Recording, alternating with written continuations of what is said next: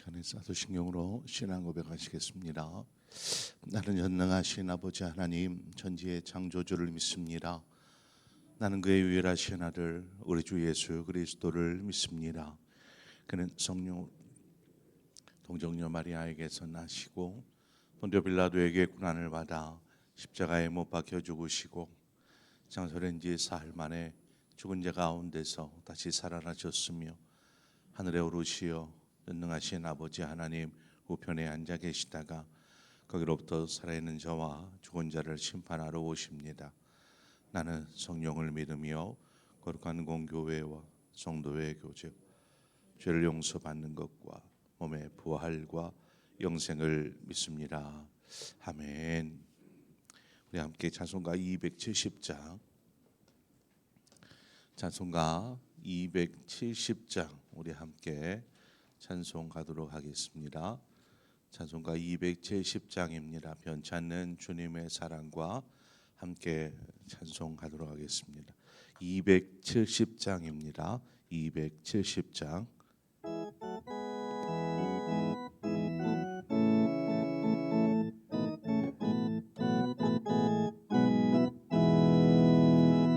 변찮는 주님의 사랑과 거룩한 보혈의 공로를 우리 다 찬양을 합시다. 주님을 만나볼 때까지 예수는 우리를 깨끗게 하시는 주시니 그의 피 우리를 눈보다 더하게 하셨네. 우리를 깨끗게 한 피는 무궁한 생명의 머릴새 생명의 구원을 받은 자 하나님 찬양을 합시다. 예수는 우리를 깨끗게 하시는 주시니 그의 피 우리를 눈보다 더하게 하셨네. 주님의 거룩한 보혈을 날마다 입으로 간증해 담대히 싸우며 나가세. 천국에 들어갈 때까지 예수는 우리를 깨끗게 하시는 주시니 그의 피 우리를 눈보다 더하게 하셨네. 십자가란 단이 붙잡고 날마다 에게며 나가세. 머리에 면류관 쓰고서 주 앞에 찬양할 때까지 예수는 우리를 깨끗게 하시는 주시니 그의 피 우리를 눈보다 더하게 하셨네. 아멘. 하나님 말씀 보겠습니다. 욥기 34장 10절에서 20절의 말씀입니다. 욥기 34장 10절에서 20절의 말씀을 한 절씩 교독해서 보도록 하겠습니다. 그러므로 너희 총명한 자들아 내 말을 들으라. 하나님은 악을 행하지 아니하시며 전능자는 결코 불의를 행하지 아니하시고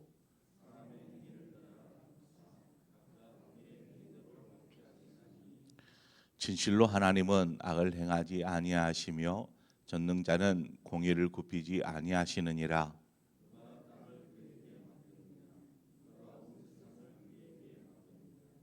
그가 만일 뜻을 정하시고 그의 영과 목숨을 거두실진데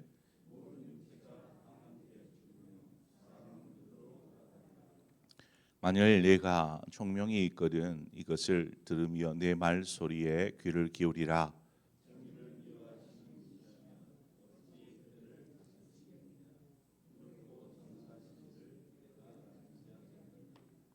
그는 왕에게라도 무용지물이라 하시며 지도자들에게라도 악하다 하시며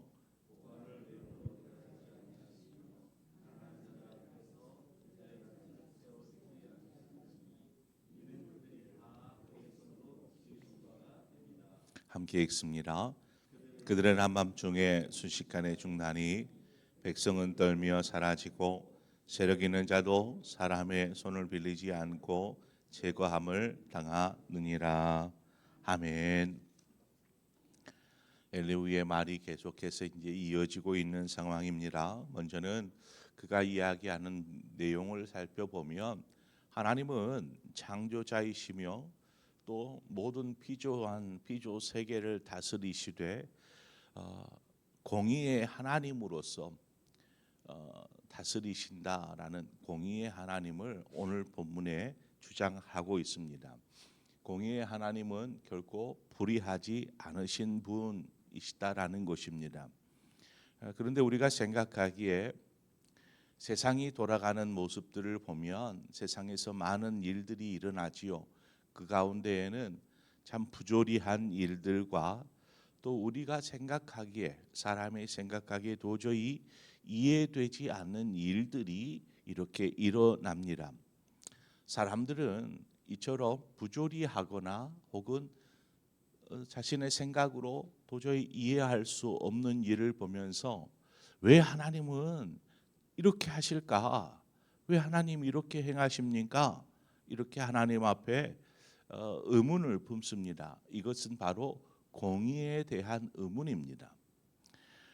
예를 들어 보자면 이제 막 갓 어머니의 태중에서 출산해서 잉태한 아이가 큰 장애를 가지고 태어났다라고 생각해 보십시오. 또 전쟁이 발생하고 전쟁으로 인해서 무고한 백성들, 시민들이 이렇게 죽임을 당하는 모습들을 처참히 죽어가는 모습들을 바라보면서 또 부정과 부패로 어떤 권력과 부를 축적한 사람들이 그저 떵떵거리면서 웃으며 잘 사는 모습을 바라볼 때 우리는 바로 이와 같은 생각을 합니다. 왜 하나님 이렇게 가만히 보고만 계십니까? 라는 거죠. 우리가 그러나 하나님은 이 세상 만물을 다스리는 자요 또한 전능하신 분이신 반면에 인간은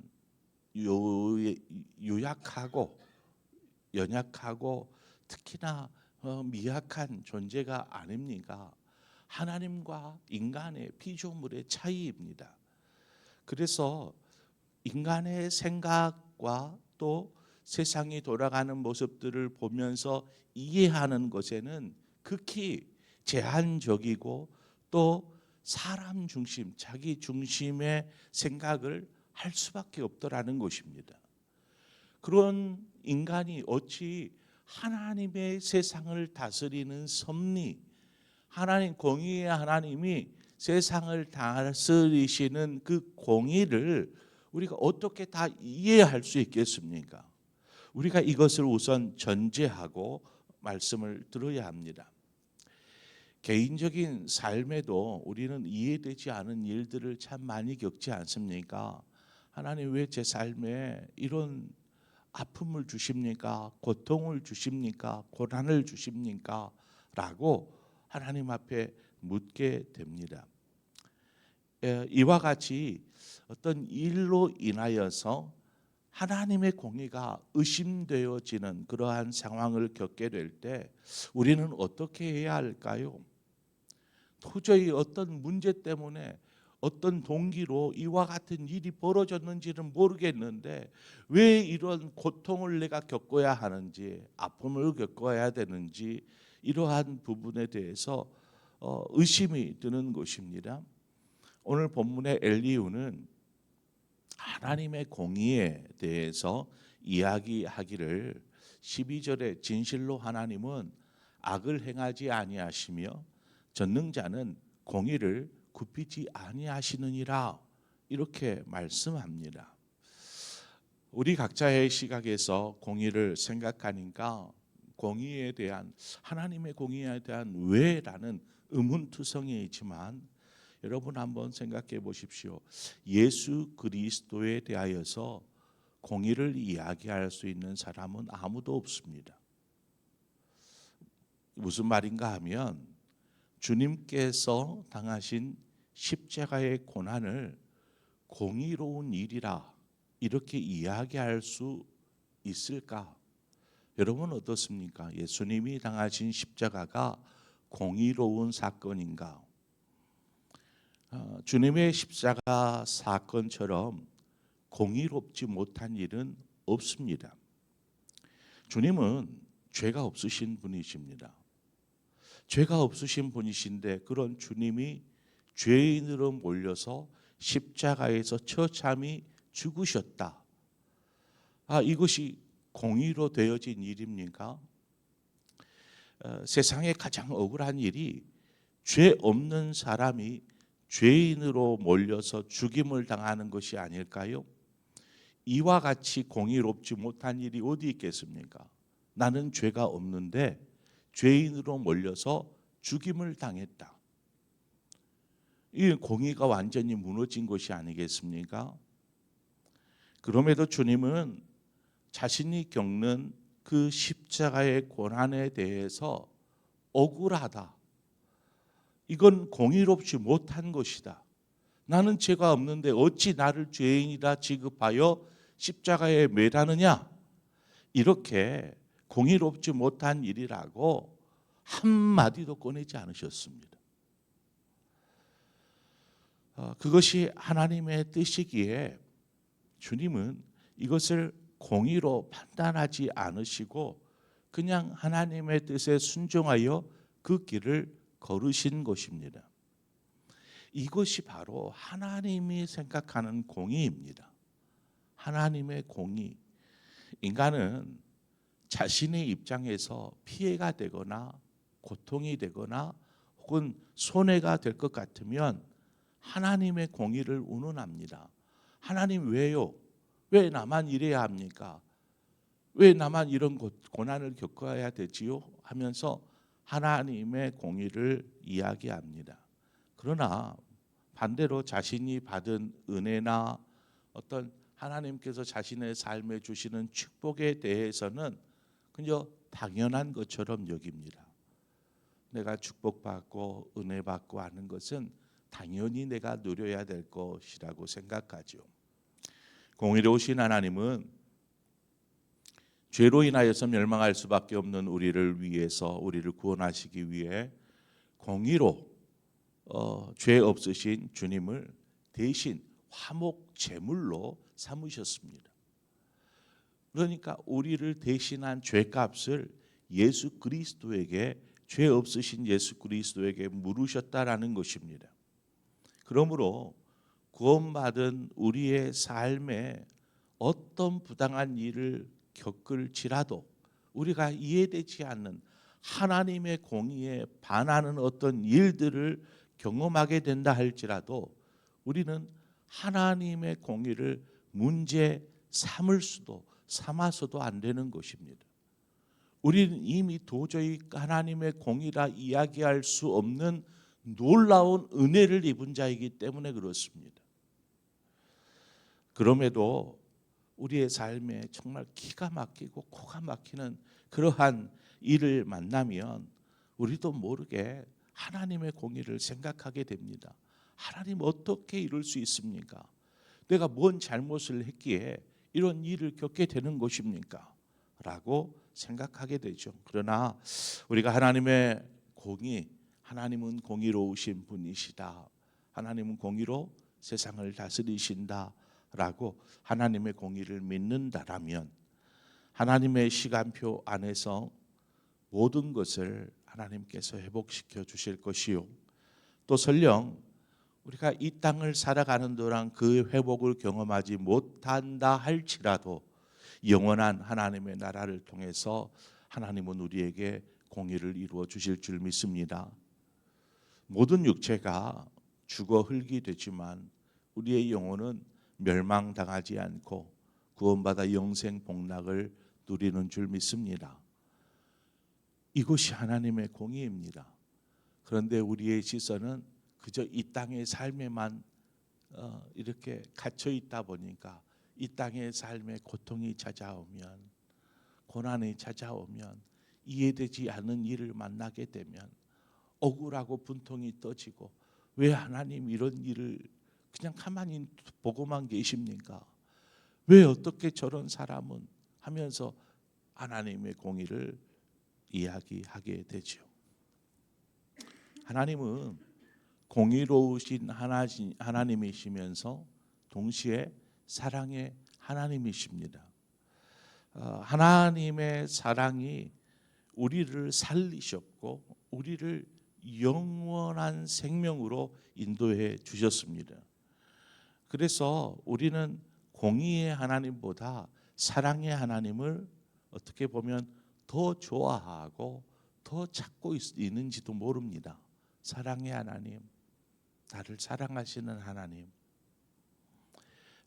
그래서 우리들은 하나님에 대하여서 생각할 때에 사랑의 하나님은 너무나 좋아하고 또 잘 압니다. 그러나 공의의 하나님에 대해서는 잘 알지 못합니다. 공의의 하나님. 사랑과 공의라는 이 두 단어는 동전의 양면과 같습니다. 어떻게 보면 정반대적인 것이지만 이 둘은 서로를 함께 할 때 온전한 동전을 이루는 것처럼 한쪽 면이 없는 거면은 그게 무슨 동전이겠습니까? 양쪽에가 뭔가가 있는 것처럼 공의와 사랑은 이와 같이 동전의 양면과 같이 같습니다. 공의는 죄가 있으면 죄값을 치르는 것, 이것이 공의이지 않습니까? 뭔가를 하면 그거에 대한 결과값이 있는 것이죠.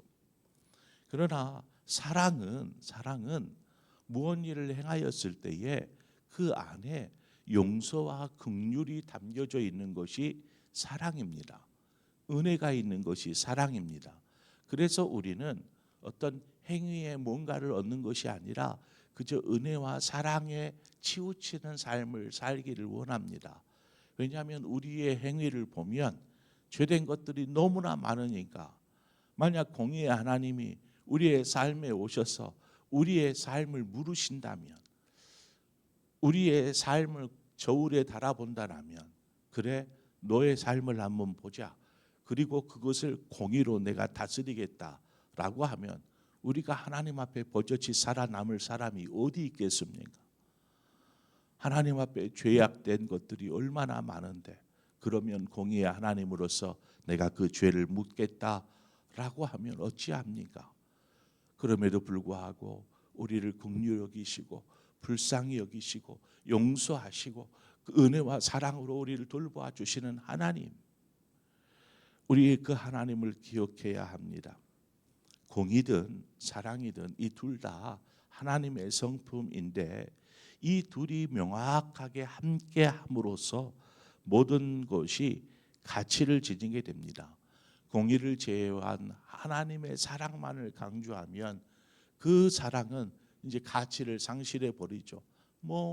내가 어떻게 살든 하나님은 용서하시고 나를 사랑해 주시는 하나님이신데 라고 생각하면 우리의 삶의 의미, 가치가 상실되어 버리는 것입니다. 이 두 가지가 함께 있어야 합니다. 저와 여러분의 가치는 공의로는 분명히 죽을 수밖에 없는 죄인이지만 예수 그리스도 독생자를 내어 주실 만큼 우리를 하나님께서 사랑으로 말미암아 우리를 다시 살게 한 사람들이 하지 않습니까? 공의로는 죽을 수밖에 없어요. 이미 죽었어요. 그러나 하나님의 다시 사랑으로 우리는 다시 살리심을 받았다라는 것입니다. 그처럼 아들을 내어 주실 만큼 우리에게 사랑을 베풀어 주신 그 하나님을 기억하면 하나님이 보시기에 우리 한 사람 한 사람은 그만큼의 가치가 있는 사람이다라는 것입니다. 가치 있는 존재. 얼마나 귀합니까? 그러므로 하나님의 공의와 사랑은 우리를 구원하시기 위한 하나님의 그 놀라운 은혜의 성품인 것입니다. 하나님의 공의와 사랑은 결코 어느 한쪽으로 치우치지 않는 이 공의와 사랑이 완벽한 조화를 이루시는 것이 바로 하나님의 공의와 사랑입니다. 그에 반해서 우리는 그렇지 못하죠. 다른 사람에게는 공의를 이야기하고 자신에게는 사랑을 적용합니다. 저 사람 어떻게 저럴 수 있어 하면서, 그러나 자신에게만큼은 어떤 일을 해도 사랑, 용서, 긍휼 이것들을 적용하죠. 그러므로 우리가 균형을 이루는 삶을, 신앙생활을 위해서 이제는 균형을 맞춰야 되지 않습니까? 다른 사람에게 사랑을 적용하고 자신에게 공의를 적용하는 것입니다. 그래야 이제 삶의 균형이 맞아가지 않겠습니까? 사람에 대해서 용서하고 긍휼히 여기고 불쌍히 여기고 자신에게만큼은 철저하게 공의롭기 위해서라도 우리의 삶을 다듬어 가야 한다라는 것입니다. 그럴 때 우리의 신앙과 삶은 하나님 앞에서나 사람 앞에서 보다 나은 모습, 성숙된 모습으로 나아가게 될 줄 믿습니다. 이렇게 우리는 조금씩 이렇게 변화되어져 가야지요. 여전히 자신에게만큼은 은혜와 사랑을 이야기하고 다른 사람에게만큼은 공의를, 판단을, 정죄를, 비판을, 비난을, 조롱을 그렇게 한다라면 우리의 무엇이 변화되어지고 무엇이 성숙할 수 있겠습니까? 그러므로 하나님은 공의로우신 분이시다 기억하고, 하나님은 또한 사랑의 하나님이다. 이 둘이 우리가 원할 때만 빼다 먹는 꽃감처럼, 따먹는 꽃감처럼 이렇게 생각할 것이 아니라 우리가 늘 이것을 조화를 이루시는 그 하나님 앞에 온전한 믿음 안에서 우리 스스로 어떻게 닮아가야 될지 삶을 결단하며 하나님의 기쁨 되어지는, 또 하나님이 원하시는 삶으로 다듬어져 가는 저와 여러분의 삶이 되어지기를 축원합니다. 기도하겠습니다. 우리 오늘 감사 예물 드리신 분이 계시네요. 하나님이 쓰시는 자녀 25명이 하와이 트레이닝을 내일 출발합니다. 잘 다녀올 수 있도록 감사 예물 드리셨습니다. 김몽일 장로님, 장임순 권사님, 기도하겠습니다. 하나님 은혜를 감사합니다. 오늘도 하나님 이 새벽을 우리를 불러주시고 또 말씀을 듣게 하신 아버지, 하나님은 공의로우신 하나님이십니다. 공의로 세상을 다스리시고, 그러나 우리가 이해하지 못하는 참 많은 일들을 세상 가운데 또 우리의 삶 가운데서 만나게 됩니다. 우리의 머리로는, 우리의 경험과 이성으로는 도저히 이해할 수조차 없는 그러한 일들이지만 분명한 하나님의 공의는 살아있고 그 가운데서 역사하고 일하시고 계시는 줄 믿습니다. 우리는 이미 하나님 공의로 이해할 수 없는 놀라운 예수 그리스도의 은혜와 사랑을 받고 새 생명을 얻은 우리가 아닙니까? 그럼에도 하나님의 공의를 운운한다라는 것은 얼마나 이기적이고 어리석은 일이겠습니까? 그러므로 이제 우리의 삶을 통하여서 하나님 공의의 삶을 살게 하시고 또한 사랑의 삶을 살게 하여 주옵소서. 하나님 다른 사람에게만큼은 철저한 잣대를 들이대면서 자신에게만큼은 유연하고 또 사랑으로 긍휼로 자신을 바라보는 그러한 이기적인 생각이 아니라 이제는 반대로 다른 사람에게만큼은 긍휼과 사랑과 용서의 마음, 사랑의 마음으로 바라보게 하여 주시고 자신에게 신앙과 삶의 모습에서만큼은 철저한 공의를 하나님 적용해서 하나님 우리의 신앙이 하나님 더 성숙되고 하나님이 기뻐하시는 모습으로 다듬어져 가게 하여 주시옵소서. 또 특별히 내일 하와이를 떠난다는 25명의 자녀들 하나님 잘 다녀오기를 원하여서 예물을 드리는 손길이 있습니다. 아버지 하나님께서 우리의 모든 삶을 지키시고 또한 친히 인도하여 주실 줄 믿습니다. 하나님 함께하여 주옵소서. 예수님의 이름으로 기도합니다. 아멘. 이 시간 우리 말씀을 생각하면서 우리 교회를 위해서 말씀을 생각하면서 기도하고 더불어서 교회를 위해서 기도하십시다. 이제 하반기에 있을 중요한 행사들이 많이 있습니다. 특히 전도 축제를 위해서 이제 곧 계획들이 진행이 될 터인데 우리가 한 마음이 되어져서 복음을 전하는 교회의 사명 또 하나님의 자녀된 우리의 사명 그 사명을 잘 감당할 수 있도록 특별히 우리 교육자들과 우리 항전직 분자들 특히나 우리 다음 세대들을 위해서 또 환우들을 위해서 이 시간 함께 기도하고 또 여러분 각자의 기도의 제목을 기도하시다 자유롭게 돌아가시겠습니다. 함께 기도하겠습니다. 좋으신 하나님 아버지 은혜와 사랑을 감사합니다. 아버지께서 우리를 인도하시고 또 함께 하시면 감사합니다. 아버지여 우리를 도우시고 인도하여 주시옵소서. 아버지